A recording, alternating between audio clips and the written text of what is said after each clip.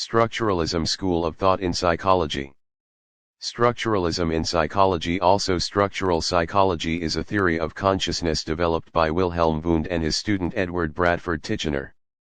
Structuralism as a school of psychology seeks to analyze the adult mind in terms of the simplest definable components, and then to find how these components fit together to form more complex experiences, as well as how they correlate to physical events. Edward B. Titchener, along with Wilhelm Wundt, is credited for the theory of structuralism. It is considered to be the first school of psychology, because he was a student of Wilhelm Wundt at the University of Leipzig. Titchener's ideas on how the mind worked were heavily influenced by Wundt's theory of voluntarism, and his ideas of association and apperception. Apperception.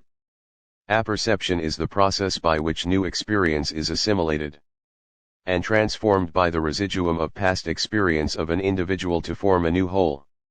In short, it is to perceive new experience in relation to past experience. Mental chemistry. Titchener attempted to classify the structures of the mind, like chemists classify the elements of nature, into the nature.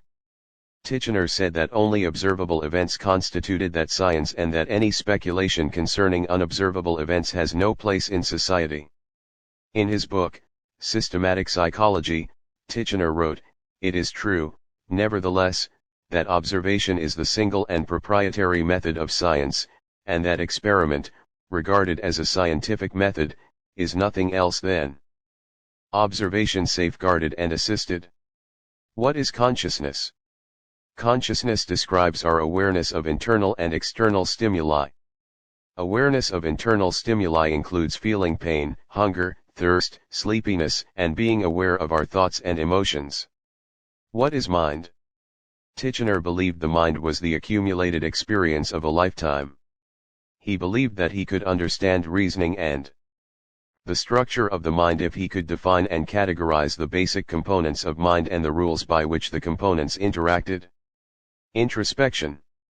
The main tool Titchener used to try to determine the different components of consciousness was introspection. Method of introspection.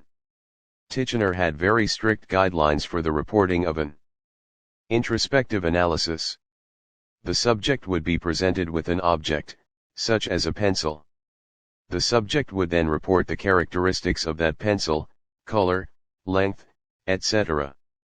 The subject would be instructed not to report the name of the object because that did not describe the raw data of what the subject was experiencing. Titchener referred to this as stimulus error. In his work, Titchener illustrates Wundt as a supporter of introspection as a method through which to observe consciousness. Introspection literally means looking within. To try to describe a person's memory, perceptions, cognitive processes, and motivations. Elements of the mind. Titchener's theory began with the question of what each element of the mind is.